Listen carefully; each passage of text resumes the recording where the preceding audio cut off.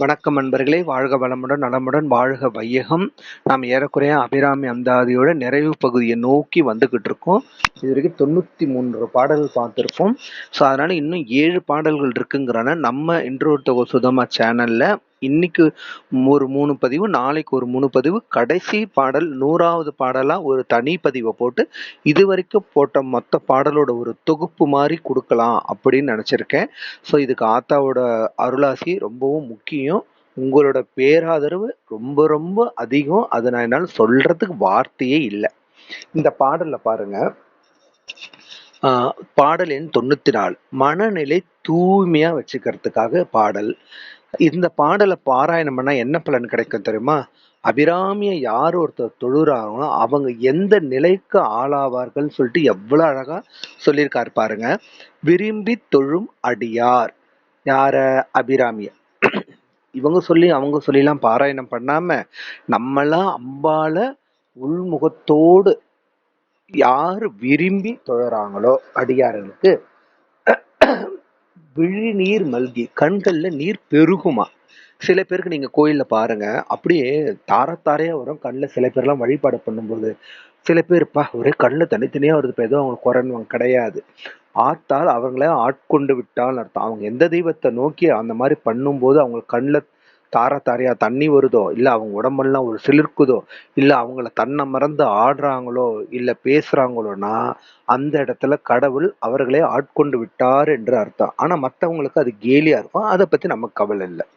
விழிநீர் மல்கி மெய் புலகம் அரும்பி ததும்பிய. மெய்னா உடல், புலகம்னா அங்கங்கள். உடல்ல இருக்கிற அங்கங்கள்லாம் அப்படியே சிலிர்த்து போய் அப்படியே அரும்பி ததும்புமா. எப்படி? ஆனந்தமாகி ஒவ்வொரு உடல் அங்கமும் அப்படியே அதுக்கு அந்த ஆத்தால் நம்மளை ஆட்கொண்டுட்டாலும் அப்படியே ஒவ்வொரு உடல் உறுப்புகளும் தலையிலிருந்து கால் வரை அப்படி சந்தோஷத்துல துள்ளி குதிக்குமா. எப்படி? அறிவு இழந்து. அதாவது ஒரு சில இடத்துல எல்லாம் நம்ம சாமி கும்பிடும்போது பாத்தீங்கன்னா அது வேணும் இது வேணும் பேசிட்டு வந்துகிட்டே இருப்பான். ஆனா அந்த கர்ப்பகிரகம் மூலவர் சாமி பார்த்த உடனே பாத்தீங்கன்னா நமக்கு எதுவுமே தோணாது. அப்படியே ஒரு நிமிஷம் அப்படியே அசையாம நிப்போம் பாத்தீங்களா. அந்த இடத்துல என்ன தெரியுமா அர்த்தம்? அறிவிழந்துன்னா நம்மளோட அறிவிழந்து இல்ல, நான் பெரியவன் நீ பெரியவன் அந்த மாதிரிலாம் எதுவுமே இல்லாம ஆத்தாளோட திருவடிக்கு முன்னாடி எல்லாமே சமம்தான். அந்த அறிவு இழந்து கரும்பிற்கழித்து. கரும்பு எவ்வளவு இனிப்பானது. இன்னைக்கு நம்ம சர்க்கரை எடுக்கிறோம், அந்த சர்க்கரையே இனிப்பா இருக்கு. ஆனா அந்த சர்க்கரை கரும்பெல்லாம் போக வேஸ்ட்ல இருந்து வர்றதுதான் சர்க்கரை. அதுவே அவ்வளவு இனிப்புனா அந்த கையில வச்சிருக்க ஆத்த கையில வச்சுக்கிற கரும்பு எவ்வளவு இனிப்பாகும். அதுக்கப்புறமா மொழி தடுமாறி, வார்த்தைகளே வர சொன்ன பார்த்தீங்களா. சில கர்ப்பகிரகம்லாம் பார்க்கும்போது உங்களுக்கு வார்த்தை வேணும்னு தோணவே தோணாது, அந்த அளவுக்கு இருக்கும். முன் சொன்னது இப்ப சொன்னார் பார்த்தீங்களா, கண்ணீர் மல்க, உடம்பெல்லாம் அரும்பு அங்கம் ததும்ப, கரும்பை விட இனிப்பாகி, சொல்ல வார்த்தை இல்லாம இந்த நிலைமையெல்லாம் யார் ஒருத்தர் ஆகிறாங்களோ அவங்க அந்த பித்தர் ஆகுறாங்கன்னா அதுக்கு என்ன தெரியுமா காரணம்? அபிராமி சமயம் நன்றி, அபிராமி அவளை ஆட்கொண்டு விட்டாள்னு அர்த்தமா. எவ்வளவு அழகா சொல்றா பாருங்க. அபிராமி தொழுவருக்கு என்னெல்லாம் நடக்கும்னு எவ்வளவு அழகா அற்புதமா சொல்லியிருக்காரு பார்த்தீங்களா. பார்ப்போம். பாடல் எண் 95, தூய மனநிலைமை பெற. நன்றே வருகினும் தீதே விளைகினும் நான் அறிவது ஒன்றேயும் இல்லை உனக்கே பரம். எனக்குள்ள எல்லாம் அன்றே உனது என்று அழித்து விட்டேன். அழியாத குணக்குன்றே அருட்கடலே இமவான் பெற்ற கோமளமே. இப்ப சொல்லிட்டாரு, எனக்கு நல்லது வருதா இல்ல தீயது வருதா அது எனக்கு தெரியாது. நான் அறிவது ஒன்றேயும் இல்லை. எனக்கு நல்லது நடந்தாலும் சரி, அது கெட்டது நடந்தாலும் சரி, அது உனக்கு தான். உனக்கே பரம். அதை நான் உனக்கே கொடுத்துடுறேன். ஏன்னா எனக்குள்ள இருக்கிற எல்லாம் நான் என்னைக்கும் உங்ககிட்ட கொடுத்துட்டேன்.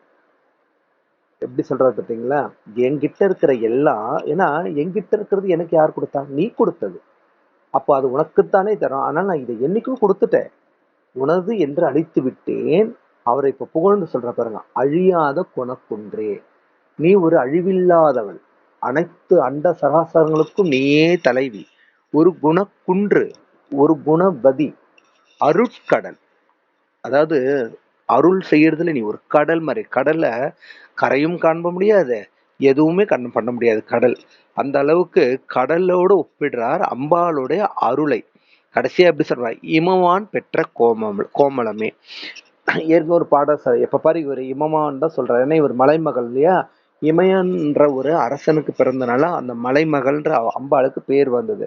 இமவான் பெற்ற கோமளம். கோமல்னா தாமரை. அம்பாளுக்கு கோமலவள்ளின்னு ஒரு பேர் இருக்கு. ஓகேங்களா? அவள் அழகான தாமரை. அவருடைய திருவடி தாமரையை விடவும் அழகான மென் பாதங்களால் வர்றது.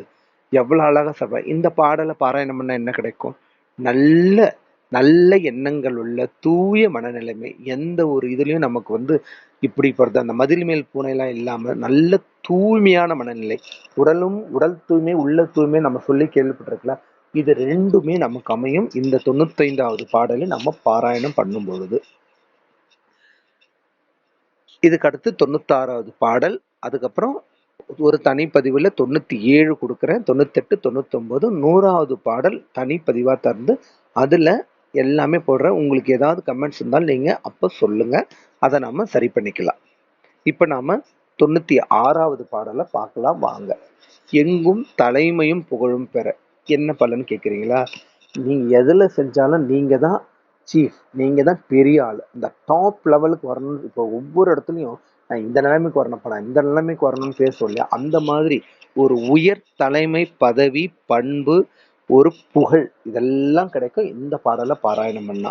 கோமல வள்ளியை போன தடவை சொன்ன பார்த்தீங்கன்னா அழகா சொல்லிட்டார் பாருங்க. கோமல வள்ளியை அள்ளியன் தாமரை கோயில் வைகும் யாமல வள்ளியை ஏதம் இலாலை எழுதறிய ஷியாமல மேனி சகல கலாமையில் தன்னை தம்மால் ஆமளவும் தொழுவார் எழுவாருக்கும் அதிபரே.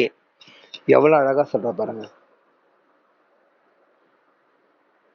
கோமலவள்ளி அம்பாளுக்கு ஒரு அழகான பேர் கோமலவள்ளி. அம்பாள் எதுல இருப்பாள்? தாமரையிலும் இருப்பாள், அள்ளியிலும் இருப்பாள். எங்க? இதெல்லாம் எங்க இருக்கும்? கோயில்ல எழுந்தருளுக்கும். அதாவது கோயில் வைக்கும்னா கோயில்ல பாத்தீங்கன்னா அம்பாள்கிட்டயோ தாமரையோ இல்லை அள்ளியோ வச்சிருப்பாங்க. அதனாலதான் நாம கூட தாமரையை பார்க்கும்போதோ இல்லை அள்ளியை பார்க்கும்போது நம்மள அறியாமையே அம்பாளோட சுயரூபம் ஸ்வரூபத்தை நம்மளால் நினைக்க முடியும். நீங்க நல்லா பார்த்துருப்பீங்க. அதாவது அது எப்போ வரும்னா அந்த கடவுளோட நம்ம ஒன்றி வழிபாடு பண்ணும்போது அந்த ஒரு பொருளை பார்க்கும்போது இப்போ முருகர் கும்பரைன்னு வச்சுக்கலாம். வேலை பார்த்த உடனே உங்களுக்கு என்ன தோணும்? அந்த முருகரோட உருவமும் சொரூபமும் தான் நமக்கு தெரியும். மயில் பார்க்கும்போது, சேவலை பார்க்கும்போது, அந்த மாதிரி அம்பாள் திரிசூலி பார்க்குறோம். இல்லை ஒரு நாமாவளி டக்குன்னு புவனேஸ்வரின்ற ஒரு பேர் கேட்டாலே உங்களுக்கு அந்த ஆட்டோமேட்டிக்கா அந்த அம்பாள் பேரு, அம்பாளோட முகம் தான் நமக்கு ஞாபகம் வரும். அந்த மாதிரிதான் சொல்றாரு. அம்பாள் அள்ளியிலும் தாமரையிலும் இதெல்லாம் விட்டிருப்பது எங்க? கோவில். அங்க எழுந்திருப்பாள். அழகான யாமல வள்ளியை. யாமலம்னா நமக்கே தெரியும். யாமலம்னா அது ஒரு வகையான ஆகமம். அந்த இப்ப நம்ம கோவில் கும்பாபிஷேகம் பண்ணா ஆகம விதிப்படி தான்ப்பா இதெல்லாம் செய்யணும்னுவாங்க. கோவில் ஒரு அமைச்சா அதுவும் ஆகம விதிப்படி தான் கோவில் அமைக்கணும். அந்த மாதிரி அந்த ஆகமமே யாரை தொழுமா? அம்பாளைத்தான் வழிபடுமா. அதனால்தான் அவளுக்கு யாமல வள்ளின்ற ஒரு பேர் கிடைச்சது. அதுக்கப்புறம் நான் சொல்றேன் ஏதம் இலால. ஏதம்னா ஒரு சிறு குற்றம் குறை சொல்லவே முடியாது. ஏன்னா அவள் அண்ட சராசரத்திற்கும் தாய், அன்னை அவள். கணவனை, பிள்ளைகளை, தன் பிள்ளைகளை, மொத்த உலகத்துக்குள்ளே மொத்த பிள்ளைகளையும் அவள் தான் கண்காணிக்கிறாள். அவள் தான் நமக்கு என்ன பண்றாங்க? படிகளுக்கும் தேவி அவள். அவள் மேல ஒரு குறையும் சொல்ல முடியாது. எழுதறிய ஷியாமல மேனி. அதாவது சொல்வதற்கு அறியாத அழகினை பெற்றவள். அதை எழுதி சொல்ல தீராது. அம்பாளோட அழக எழுதி தீர முடியாது. ஷியாமலானா கருப்பு. நமக்கு தெரியும் அம்பாள் கருப்பு நிறத்தவள். அவளுக்கு முகத்துல பாத்தீங்கன்னா பச்சை கலர்ல தான் போட்டிருப்பாங்க. அப்ப காரணம் என்னன்னா பச்சை கலர் ஒரு வகையான கருப்பு நிறம் தான். அவர் அபிராமி அம்பாள சரணடைஞ்சதுனால அந்த கருப்பு தான் அழகுங்கிறத அவ்வளவு அழகா சொல்ல வர்றாரு. அதுக்கப்புறம் என்ன சொல்றாரு? அவள் ஒரு சகலவலா வள்ளி அதாவது சகலவலா மயில் தன்னை ஆமளவும் தொழுவார். ஆமளம் என்னால் முடிஞ்ச வரைக்கும் நான் தொழுவேன். இப்ப சில எக்ஸாம்பிள்ல பாத்தீங்கன்னா இதுதான் செய்யணும், நைவேத்தியம் அதை செய்யணும் அதெல்லாம் சொல்லாம நீங்க அட்லீஸ்ட் வாழைப்பழம் வெத்தலை பாக்கு வச்சு கும்பிட்டாலே ஆத்தா நமக்கு அருள் புரிவார் சொல்லலாம். அந்த மாதிரிதான் நான் உன்னை இப்படிலாம் செய்யணும்னு பண்ணேன். என் மனதளவுல நான் உன்னை தொழுவேன். என்ன சொல்லி கடைசியில் நம்ம ஈரேழு பாருக்கும் அதிபர். ஈரேழு பார்னா ஈரேழு உலகங்கள், 14 உலகங்களுக்கும் யாரு தலைவி? அன்பால் தானே தலைவி. அதை தான் சொல்லி கடைசியா முடிச்சிடுறாரு. எவ்வளவு அழகான பாடல் பார்த்தீங்களா? அந்த பாடலை பாராயணம் பண்ணினா உயரிய தலைமை பதவி நமக்கு கிடைச்சு நம்ம வாழ்க்கையில மேன்மேலும் முன்னேறலாம். ரொம்ப நன்றி. சேனலை சப்ஸ்கிரைப் பண்ணி